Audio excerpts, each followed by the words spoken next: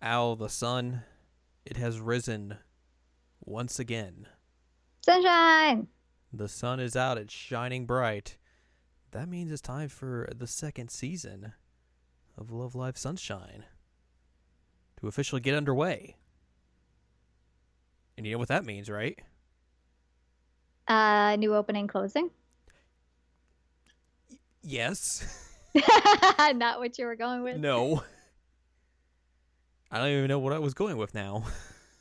Sorry, I threw you off your groove. But it's time to talk about another season of Love Live Sunshine here on Jared and Now Watch Love Live Sunshine. It's episode 14. I'm Jared, that's Ann Ladium. Hi. And we are here to talk to you about the season 2 premiere called Next Step. Because it's time to take a next step. Yeah, we gotta see where Aquars is gonna end up. I will never not be over your pronunciation of the group name. That's how they spell it. You're not wrong. It is exactly how they spell it, but yeah, we gotta figure out what's next. After everything was kind of just like Summary. we walked on the beach, that was it. It's time to find out what's next. And we basically start the episode off by finding out what's next. Mm-hmm. We learned that the group failed at regionals. Yep. They crashed and burned and then did not make nationals, so their Love Live dreams ended in between the season 1 finale and season 2 premiere. Also, this is the beginning of the second semester, so Mari is giving a speech to the entire student body, who is like very small amount of people. Yeah. I mean, they fit inside of a tiny, tiny gym, and there's still plenty of room for more people. Yeah, like there's probably like maybe 75 students there. I was gonna go with 50. So yeah, like it's a very It's between 50 and 75. Number. Yeah. So she's having this weird speech, and then Dia's like, "What are you doing? We talked about this. You're supposed to be like, hey, let's have a great semester and all this stuff. Study hard. And Mari's just like, la la la la la. Let's talk about idols instead. And also Chica's late because she slipped in. As you do. As you do. And they once Chica gets there, they decide that they're going to go for the next Love Live, which has been very conveniently announced. Yep. And that's the new goal is, hey, let's go for Love Live. And so we go have practice on the roof, because that's what we do. It's the practice spot. And Stretching. I think who's stretching Yoshiko out? Is it Kanan? Yeah, it's Kanan. She's Scuba. stretching Yoshiko out, and Yoshiko's just making the strangest noises. I mean, to be fair, she's like sitting on her back trying to stretch her more, so. She's like, you haven't been stretching. I'm just like, And they keep calling her Yoshiko, and every time she's like, Yohane! Yohane! So all that's happening, someone calls Mari's phone. And she doesn't pick it up. They, after practice, they basically are like, oh, they also like, they're talking about the open house that's forthcoming. They're like, hey, let's do a thing for it. And then once practice is over, they're like, oh yeah, the buses, they run earlier in the fall. Whoops. So they decide like, hey, maybe we shouldn't practice at the roof anymore. We should maybe find some place in Numazu that would be better for like the bus schedules and all that sort of stuff. Also, Kanan realizes something's up with Mari, and Chica and Riko have a discussion about hoping that things go well, and things aren't going to go bad. Things are going to go bad. Yeah, I figured that much. So we cut to Mari. She's having a conversation with her dad on the phone. They're having an argument, and basically after that, Kanan motions for her to come down with the light, with her Great Gatsby light. And Kanan's like, yo, what's up? Like, why are you acting weird? Mari's like, it's nothing. I gained some weight. And Kanan just like princess carriers are like, no. And Kanan's basically like, you haven't gained any weight. What are you doing? You weigh the same. And then Mari basically starts to like kind of like break down a bit and like it's like they're gonna close the school. We're gonna fail. So after that, they get to go to their practice space, which is like a big like actual like practice room that you would imagine like idols using. It reminded me a lot of like the BAP dance practice videos, like that type of room. With like that kind of room because they have to have like mirrors and stuff to watch themselves. Yoshiko's like, we're gonna go into the mirror room or the mirror world. The best part was like Kanemaru immediately like, will you stop? So they're all excited, but then the third years like dip out and they're off doing their own little thing. Daya basically finds out what's happening, and then at the practice space they basically talk about, hey, here's what's happening. Like Mari's dad basically gave an ultimatum. The school's getting closed down. We didn't reach enough members or enough people to be prospective students, and the merger's happening. It's final. Which Chika like reacts to this and is like, yo, this. I'm gonna go fight him. She's gonna fight him in America. She's like, I'll get a advance on my allowance, and I'll go to America, and I'll figure it out. I gotta talk to your dad. Everybody's like, no. Let's be realistic about this. I just love how Chika immediately is like, yo, this. I will fly to America and whoop that dude's if I have to get this all sorted. I don't care. Chika is ride or die for that school. She really is. It's great. So basically, yeah, they're like, hey, Chika, let's be realistic about this. Like, you're not going to be able to fly to America. It's far. It's very far. And then Chika kind of goes into like this weird spot where like she gets real depressed about everything. And essentially, I think it's the first time that Chika has to come to the realization of like, I can't do anything. Like, there's nothing I can think of that I can do to solve this problem. And it becomes like a real conundrum for her.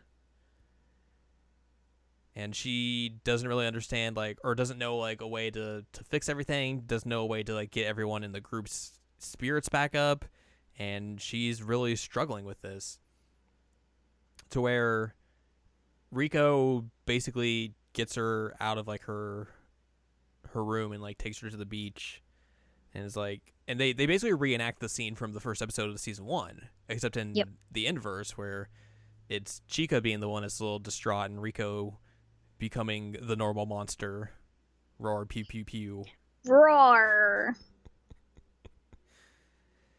So they have that heart-to-heart, and then after that, Chika kind of, like, has, like, her moment of, like, oh, okay, this is what we're going to do. So basically after that, they all meet up together at the school, even though they didn't plan it. But, essentially, Chika's like, yo, it, we're going to work hard. We are going to achieve our goals. And, you know, we will somehow, some way, even if we don't know it now, we may know it sometime in the future. We'll save the school. It. If we work hard, our dreams will come true. We'll make a miracle. A miracle. A miracle. A miracle. A miracle. A miracle. I don't remember if I said a miracle 9 times, but a miracle 9 times. A miracle. And then Chika does like a backflip over a bar, and it's real impressive. It is really. Everybody's like, whoa. Because she upskirts them. She does, but luckily didn't upskirt us. Yes. I was happy about that. I mean, I wish I could do like a pull up and do a flip over around a bar. I can't do a pull up. I can't do a pull up either. So like seeing someone else do that and be like, that's impressive. Like I said, athletes, man. Yeah, they are. But yeah, that's our opening episode essentially. We have established a new crisis, which I mean, it's a crisis that existed, but there's more urgency to it now. Yeah, because now we actually have like, oh, like you're running out of time. Yeah. Time is up for your school essentially, and basically just like kind of resetting everything for the second season to like, oh, you know, they can fail the first Love Live, but now we have a goal for this next one, and now, you know, they're more experienced. They know exactly what to expect. They can go ahead and tackle that in a way that they couldn't from the first season. How many Love Lives are there in a year? That's a great question. Because it seems like, they're a lot more regular. Mm-hmm. So I wonder if it's just like a thing of like, hey, the sudden and giant influx of school idols that happened post Muse and all that. They're like, in order to accommodate all of that, we need to schedule more Love Lives throughout the year. So, but also I think they said like the Love Live that they're doing is going to happen in the spring. Yeah, they did. Culminate in the spring. So maybe it's like, it just depends on by schedule. So like, obviously I would assume the one from the first season ended in like the end of summer. Mm-hmm. So like this one culminates at the end of spring. So maybe it goes by like school year as well. Maybe. I don't know. Which Daya has a habit now of like anytime something's wrong, she's like bing bong or something like that, and it's hilarious. Yes. That is very much a thing for her. Like especially in the second season, that basically becomes her catchphrase. I think it's funny. Like I think in the Japanese it's like boop boop des because Boop boop des. Because you always say des at the end of like sentences sometimes. Correct. But the way they salvage it here as well, it works extremely well, and I'm glad it carried over.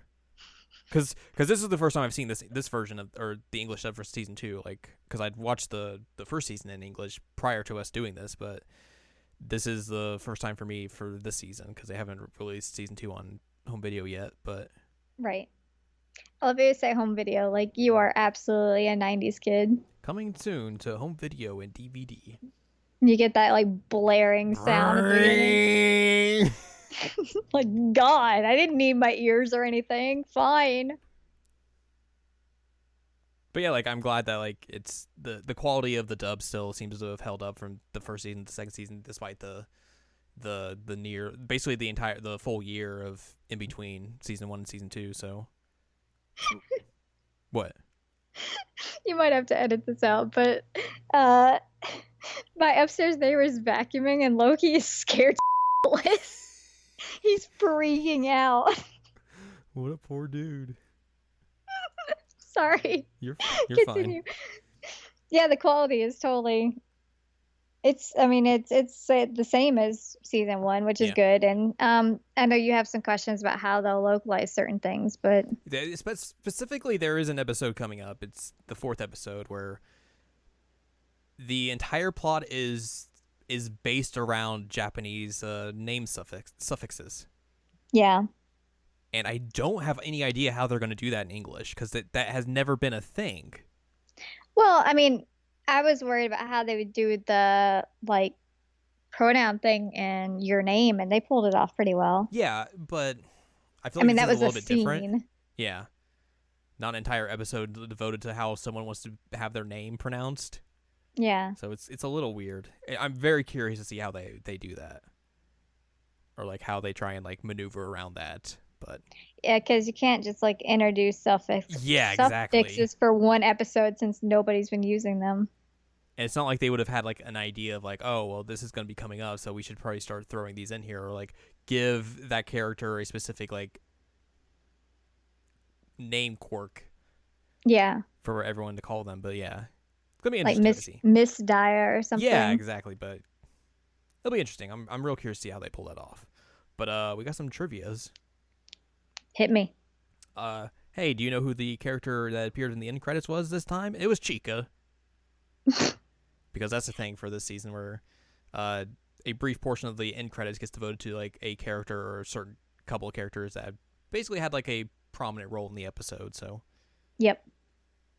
This is going to mean nothing to you, but the character of Yoko Sato is seen during Urena Hoshi's student meeting.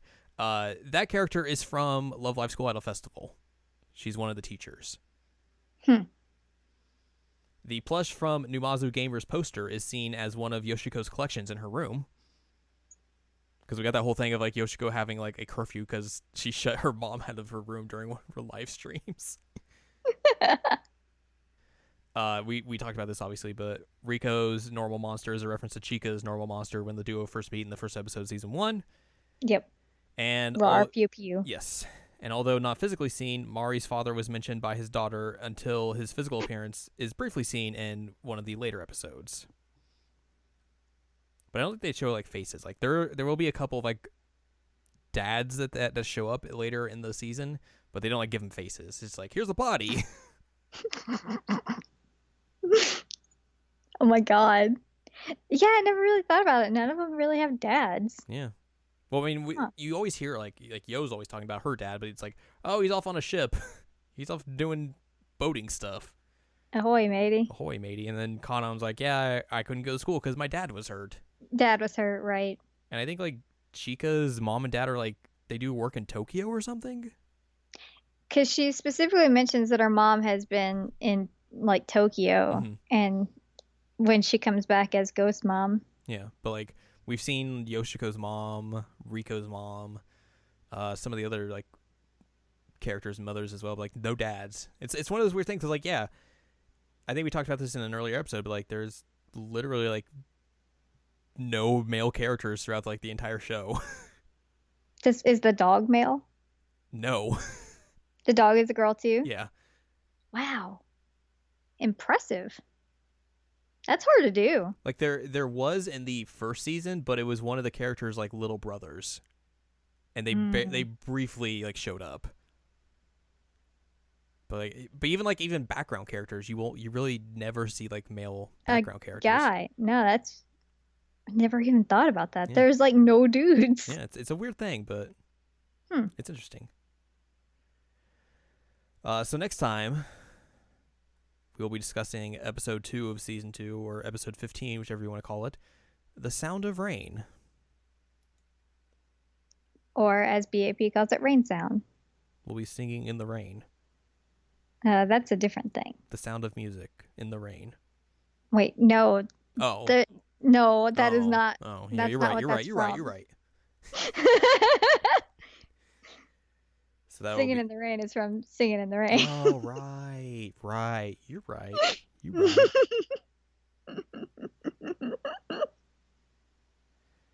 So that will be our episode next time. But if you'd like more from us, go to seasonalcheckup.com or sac.cool, where you can find past episodes of this podcast and other podcasts like Seasonal Checkup and Seasonal Checkup OVA.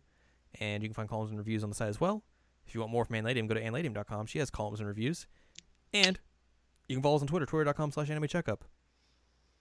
So next time, let's listen to The Sound of Rain.